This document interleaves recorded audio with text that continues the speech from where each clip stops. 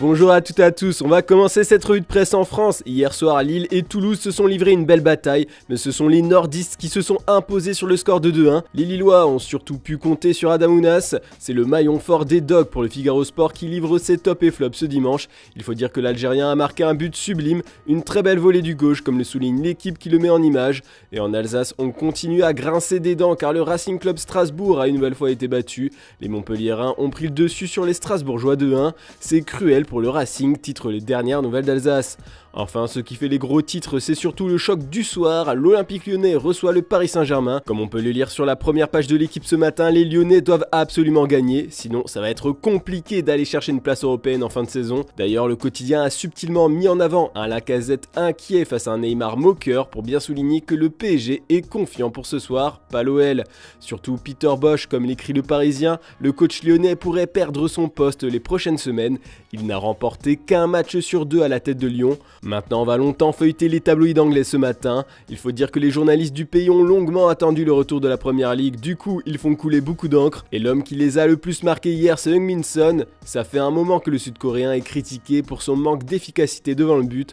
Antonio Conte s'est montré inquiet, il l'a mis sur le banc pour affronter Leicester. L'ailier virevoltant est tout de même rentré en deuxième mi-temps et il a bien profité du peu de temps de jeu qu'on lui a donné puisqu'il a inscrit un triplé, il a rayonné sur le terrain pour le Sunday Express, il a montré la voie de la victoire pour le Sunday Mirror. Les Spurs ont écrasé les Foxes 6-2. Brendan Rodgers est entré dans une rage folle sur son banc, il est menacé par un licenciement, Leicester n'a pris qu'un point en 7 matchs. Manchester City fait également les gros titres ce dimanche, portés par l'inévitable Erling Haaland, auteur de son 11e but de la saison en championnat. Les hommes de Pep Guardiola ont pris provisoirement la tête du classement après avoir écrasé 3-0 Wolverhampton. Le Daily Star on Sunday met surtout en avant Jack Grealish sur sa une. L'Anglais a retrouvé le chemin défilé après plusieurs semaines de critiques incessantes. Il a retrouvé ses bonnes vieilles habitudes, mais l'Angleterre s'inquiète pour Calvin Phillips. Le milieu de terrain pourrait rater la Coupe du Monde en raison d'un problème à l'épaule qui pourrait nécessiter une intervention chirurgicale. Enfin, pour être bien complet sur l'actu des Citizens, on apprend ce matin que Pep Guardiola voudrait shipper une priorité du PSG au prochain mercato, Milan Skriniar.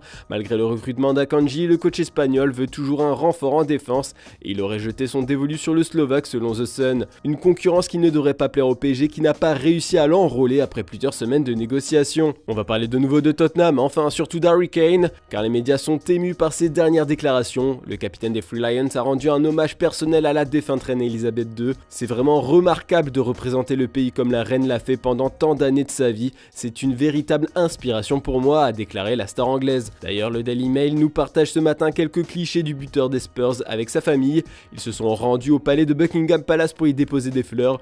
La grande classe pour les tabloïds anglais qui saluent sa prise d'initiative pour montrer l'exemple. Bon, ça y est, j'arrête de vous montrer les journaux anglais, on va lire de l'espagnol. En supériorité numérique quasiment tout le match contre Elche, hier, le Barça a tranquillement assuré une nouvelle victoire 3-0. Ils sont invaincus en Liga et ça c'est surtout grâce au nouveau leader du vestiaire, Robert Lewandowski. Le Polonais a marqué un doublé hier. Sport s'amuse à le comparer à un ouvre-boîte ce dimanche. Tout roule en Catalogne, mais ce n'est pas assez pour Xavi qui se projette toujours sur l'avenir. Il prépare déjà le prochain mercato et aurait ciblé un remplaçant de luxe. Sergio Busquets n'est pas éternel, il faut donc pister un bon meneur de jeu pour le futur et ce serait Jorginho d'après le Daily Mirror. L'Italien n'a toujours pas prolongé avec Chelsea, il pourrait quitter Stamford Bridge librement juin prochain pour le Camp Nou à surveiller. Enfin, coup de tonnerre en Allemagne, le Bayern Munich a concédé sa première défaite de la saison 1-0 sur la pelouse d'Augsbourg. Ce match a mis en avant les gros problèmes du club bavarois cette saison et ça concerne les hommes de devant. Pour le quotidien Bild, ils sont inefficaces devant le but, les Munichois manquent de réalisme, mais surtout, il leur manque un numéro 9. Un homme est pointé du doigt par les journalistes allemands, Sadio Mané. Le Sénégalais n'a pas trouvé le chemin défilé ces 5 dernières rencontres. Le coach Julian Nagelsmann remettrait fortement en doute sa place comme titulaire. En interne, ça parle de le remplacer par un véritable attaquant de pointe comme Harry Kane. Cela pourrait se faire dès cet hiver. Plusieurs sources internes du club ont rapporté que l'ex de Liverpool a du mal à s'intégrer, ça joue énormément sur ses performances. Par contre, comme on peut le voir sur Kicker, c'était la fête à Dortmund. Moukoko a donné l'avantage aux marsupiaux dans le derby contre Schalke 04. Enfin, il y a de l'amertume en Allemagne tout de même, car pendant le choc, Marco Reus s'est blessé sérieusement la cheville et pourrait manquer à nouveau une Coupe du Monde. C'est une malédiction pour l'Allemand. Voilà, c'est tout pour ce dimanche. On se retrouve demain matin pour une nouvelle revue de presse et ne manquez pas le JT Foot Mercato en fin d'après-midi. Bonne journée à toutes et à tous.